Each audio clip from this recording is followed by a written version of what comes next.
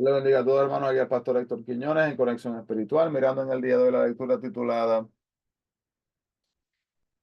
Pacto y Poderío de David en Primera de Crónicas, capítulo 17 y capítulo 18. Oramos, así comenzamos. Señor, gracias por otro día de vida. Te agradecemos, Padre, porque eres bueno.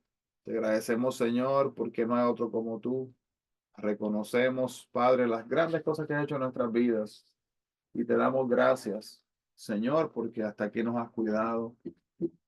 Gracias, Padre, por nuestras familias, por nuestra salud, por ser nuestro Jehová Jireh, nuestro proveedor, nuestro Jehová Rafa, nuestro sanador de igual manera. En tu santo nombre, en nombre de Jesús. Amén y amén. Así que, hermanos, vemos aquí el capítulo 17 y capítulo 18. Vemos acá que el mayor sueño de David, ¿verdad? Que abrigaría toda su vida, era edificar una casa a sí mismo para Dios. El profeta Natán anima a David en esta ambición de honrar a Dios, pero pronto Dios le aclara a Natán y mediante Natán a David que solamente durante la vida de Salomón el sueño se haría entonces realidad, no de David. Entonces, aunque David no se le permite edificar una casa a Dios, Dios le haría casa a David, una dinastía perpetua y reino eterno. Entonces, en paz y en guerra, en tiempos de fidelidad y titubeos en la vida de David, Dios permanece fiel a su promesa, perseverando, preservando también a sí mismo lo que es la descendencia de David. Entonces, podemos ver que David se sintió culpable de que el arca, eh, el símbolo de la presencia de Dios, estuviera en una tienda, mientras que él estaba viviendo en un hermoso palacio. Y el deseo de David era bueno, hermano, pero eh, tristemente el momento que eligió para expresar ese pensamiento, ¿verdad? No lo era. Dios dijo a David que no construyeran un templo. Entonces David estuvo dispuesto a vivir de acuerdo con el tiempo de Dios. Y hermano, si usted vive con lujo, mientras que la obra, la casa de los siervos de Dios tienen carencias, quizás Dios quiere que cambie la situación.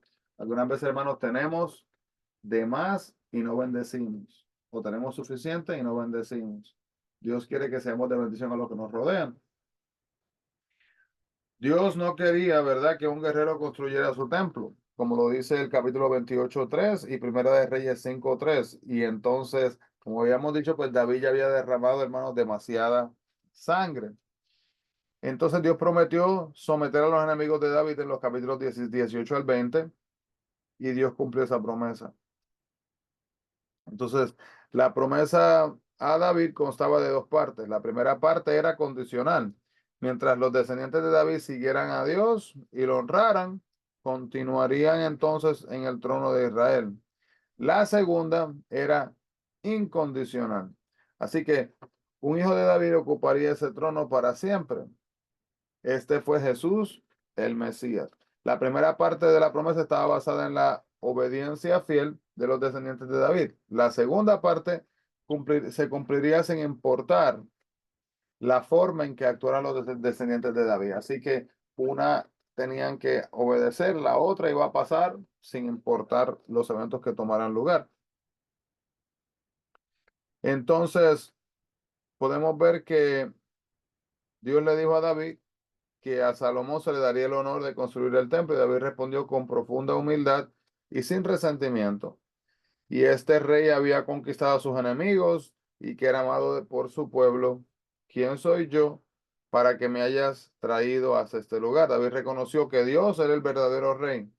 Dios ha hecho lo mismo por nosotros, hermanos, y planea hacer aún más. Estamos dispuestos nosotros a tener un corazón contrito y humillado, un corazón humilde delante de Él. David oró al humillarse, alabó a Dios, reconoció las bendiciones de Dios y aceptó las decisiones, también promesas y mandatos de Él. Muchas veces nosotros somos rápidos para hacer requerimientos a Dios, ¿verdad? Que hay, tiene que ser de esta manera, y nos olvidamos, hermanos, que Dios es Dios y que bajo su soberanía, Él obra con un plan y propósito que muchas veces no podemos ver ni entender. La referencia de David acerca del éxodo de Israel habría tenido un significado especial para los lectores originales de Primera de Crónicas, quienes comenzaban o ya habían completado el segundo gran éxodo y regresaban al cautiverio entonces así mismo de Babilonia. Entonces, vemos en Segunda de Samuel 8, del 1 al 2, habla de que David mató 2/3 de las poblaciones así mismo de Moab. Y estaba entonces Ruth, su antepasada, era originalmente de la tierra de Moab. Entonces podemos ver que David fue un gobernante victorioso y justo y vemos el éxito resplandeciente de David como un indicio, ¿verdad?, de lo que sería el reino de Cristo, una victoria completa y un gobierno asimismo justo. Cuando David recibió los regalos del rey Toi, los dedicó a Dios, reconociendo que todo provenía de él y tenía que ser usado para él. Es fácil pensar que nuestras bendiciones materiales y financieras son solo el resultado de nuestras propias habilidades y del duro trabajo que realizamos, en lugar de ver que provienen de un Dios amoroso, como lo dice Santiago 1:17. ¿Lo ha pensado usted en algún momento? He trabajado tan arduamente, mire lo que he logrado. Y podemos, hermanos, pasar por alto las bendiciones de Dios. Tenemos que tener cuidado con esto. Todas las batallas de este capítulo muestran cómo Dios dio a David victoria tras victoria. Los creyentes piensan a veces, ¿verdad?, que la victoria tiene sus propias habilidades o quizás hasta un poco de suerte, hermanos. Pero en Dios no es así. Él lo tiene bajo control. Los cereteos y los peleteos eran probablemente un grupo de soldados extranjeros que se habían unido a David durante su vida de Saúl y permanecieron leales a David a lo largo de su reinado y llegaron hasta ser parte de su guardia personal. Señor, gracias, Padre. Mientras leemos esta palabra donde podemos nuevamente, Padre, enfocarnos, Padre, en la obediencia hacia ti y enfocarnos en ser agradecidos contigo y entender, Padre, que hasta nuestra respiración te la debemos a ti. Ayúdanos para que seamos agradecidos contigo en todo momento, de acuerdo a tu plan divino. En tu santo nombre, en el nombre de Jesús, guíanos y guárdanos. Amén y amén. Dios lo bendiga grandemente, hermano. No se olvide, busquemos la presencia del Señor. Bendiciones a todos.